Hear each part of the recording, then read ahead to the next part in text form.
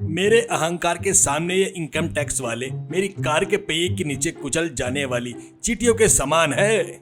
आशुतोष अपने आलीशान बंगले में खड़ा शीशे में खुद को निहारते हुए अपनी मूछें मरोड़ रहा था। कमरे में महंगे सोफे थे और आशुतोष के दिखावे के प्रतीक के रूप में दीवार पर सुनहरे रंग की पेंटिंग भरी हुई थी। आशुतोष की कलाई पर एक महंगी घड़ी चमक रही थी। बगल में उसका निजी सहायक पंचर पंकज खड़ा था। पंकज अपने नाम के अनुरूप ही आशुतोष की हर शेकी की हवा निकाल देता था। मालिक, आपने चींटियों वाली बात तो बहुत अच्छी कही, लेकिन अगर वो इनकम टैक्स वाले आ गए ना तो हमें मच्छरों की तरह दीवार से चिपकना पड़ेगा। अफसर अपनी मूंछों से भी ज्यादा कड़ाई से पूछताछ करेंगे, जरा संभल कर। अरे बकवास बंद कर पंकज, मेरी अक्लमंदी के बारे में तू क्या जाने। उनके अफसर में अपना आदमी है ना, उसका फोन आते ही हम सब समेट देंगे। तभी आशुतोष का फोन बजता है। दूसरी तरफ से सिग्नल शिवम की आवाज सुनाई दी। शिवम इनकम टैक्स ऑफिस में काम करता था और आशुतोष को पहले ही गुप्त जानकारी दे दिया करता था। सर, बम फट गया है। अफसर फाइले के साथ जंग पर निकल चुके हैं। अगले 10 मिनट में वो आपके दरवाजे पर होंगे। तुरंत वो मनोरंजन वाले थैले छुपा दीजिए, वरना आप जेल के कैदी नंबर 1 बन जाएंगे। आशुतोष ने घबराहट में पंकज की ओर देखा। पंकज जल्दी कर, उस अलमारी में रखे पैसे के थैले निकाल, कार की डिक्की में डाल। गांव के बाहर वाले डंप यार्ड में कचरे के ढेर में फेंक आते हैं, किसी को शक नहीं होगा। सर, पैसे को कचरे में फेंकना वो लक्ष्मी माता है ना, श्राप लग जाएगा। कम से कम थोड़ा सेंटी छिड़क कर फेंकते हैं सर, वरना उस बदबू में लक्ष्मी माता का दम घुटकर मौत हो जाएगी। लक्ष्मी माता श्राप देगी या नहीं ये तो पता नहीं, लेकिन अगर टैक्स वाले ने पकड़ लिया तो हमारे हाथ में कटोरे जरूर आ जाएंगे। अरे जल्दी कर रे बाबा। दोपहर की चिलचिलाती धूप थी। गांव की सड़क पर स्क्रैप सोमू अपने कंधे पर एक बड़ा बोरा टांगे सड़क किनारे पुरानी प्लास्टिक की बोतलें और कागज बीन रहा था। सोमू के चेहरे पर हमेशा एक मुस्कान रहती। उसे अपने काम में बहुत सम्मान था।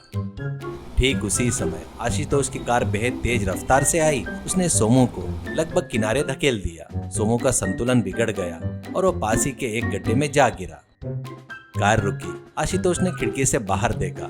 बाबूजी, कार इतनी तेज क्यों चला रहे हो? मैं तो सड़क के किनारे ही चल रहा था ना, फिर भी आकर टक्कर मार दी। क्यों? थोड़ा देखकर चला सकते हो ना।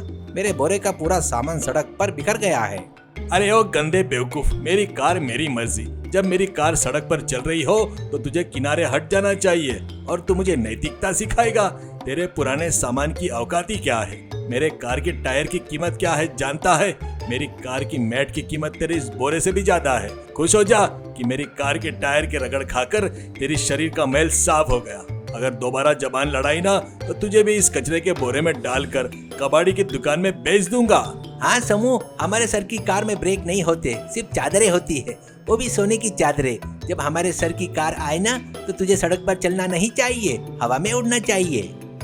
बाबूजी, पैसे होने का इतना अहंकार ठीक नहीं। जान की कीमत सबके लिए एक समान होती है। अरे बनकर अपनी बकवास। इस गांव में ऐसा कोई मर्द पैदा नहीं हुआ जो मेरी कार की रफ्तार रोक सके। चल पंकज, अगर इससे बात की तो इसकी बदबू हमें भी लग जाएगी। आशुतोष ने अपनी कार तेजी से आगे बढ़ा दी। सोमू अपने शरीर में धूल झाड़ते हुए वापस अपने काम में लग गया। थोड़ी देर बाद सोमू गांव के किनारे स्थित डंप यार्ड की तरफ गया। वहां उसने देखा कि कचरों के ढेर के बीच में आशुतोष की कार रुकी हुई है। आशुतोष और पंकज मिलकर हड़बड़ी में कार की डिक्की से 4 बड़े थैले उतार रहे थे। सर, ये थैले उठाते उठाते तो मेरी कमर टूट रही है। इसमें पैसे की गड्डियां है या ईंट का पत्थर? कितने भारी है सर? अरे ओ पंकज, वो ईंटें है, सोने के ईंटें जैसी नोटों की गड्डियां है। जल्दी से उस कचरे को ढेर में गड्ढा खोद और गाड़ दे।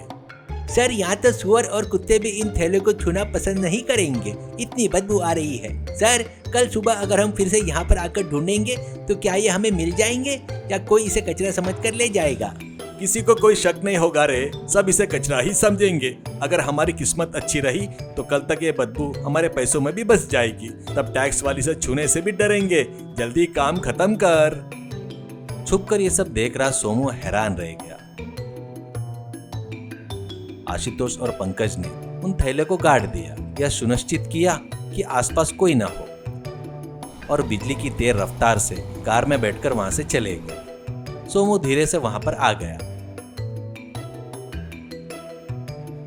इन्होंने कचरे के ढेर में इतने बड़े थैले क्यों फेंक दिए? पुराने कपड़े हैं क्या? उसने एक थैला खोलकर देखा। एक पल के लिए तो सोमू का सिर ही चकरा गया। उसमें नोटों की कई गड्डियां भरी थी। हे भगवान, ये सब तो आशुतोष जी का पैसा है। शायद वो गलती से यहाँ छोड़ कर गए होंगे या फिर इनकम टैक्स के डर से यहाँ छुपा गए होंगे। इतना पैसा देखकर ही मुझे डर लग रहा है। ये मेरे पास नहीं होना चाहिए। जिसका पैसा है उसी तक पहुँचा देना चाहिए। मुझे ये उन्हें लौटा देना चाहिए। आशुतोष के घर का माहौल बहुत गंभीर था। इनकम टैक्स इन्वेस्टिगेशन ऑफिसर ईश्वर अपनी टीम के साथ पूरा छान मार रहे थे। अलमारियां, गद्दे, दीवारें बिना कुछ छोड़े हर जगह तलाशी ली जा रही थी। ईश्वर हाथ में एक फाइल पकड़े आशुतोष की ओर तीखी नजर से देख रहे थे। आशुतोष जी, आपकी आय और आपके द्वारा भरे गए टैक्स में बिल्कुल मेल नहीं खा रहा है। कहाँ छुपाया है वो काला धन? मुंह खोलोगे तो आपके लिए ही अच्छा होगा। सर, मैं तो एक छोटा सा व्यापारी हूँ। मेरे पास जो कुछ भी है बस ये सफेद कमीज और ऊपर ये छत है। चाहे तो पूरा घर खोद लीजिए, आपको 1 रुपया भी नहीं मिलेगा। मेरे घर में मच्छरों के अलावा कुछ नहीं मिलेगा सर।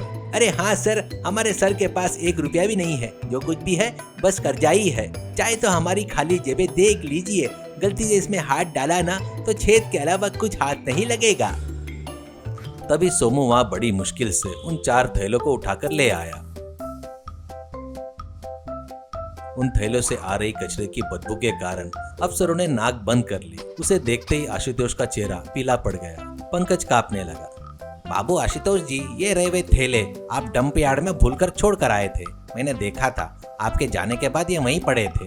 बेचारे शायद गलती से वहां गिर गए होंगे। यही सोचकर मैं आपको लौटाने आ गया। ये रहे आपके पैसे के थैले। इन्वेस्टिगेशन ऑफिसर ईश्वर की आंखें चमक उठी। उन्होंने तुरंत थैले खोलकर देखे। आशुतोष जी, अब क्या कहेंगे? ये पैसा किसका है? क्या ये सब आपका ही है क्या? अरे नहीं सर, ये मेरा नहीं है सर। ये इसी सोमू का होगा। मैं तो डंप यार्ड की तरफ गया ही नहीं। मेरा इससे कोई लेना देना नहीं है सर।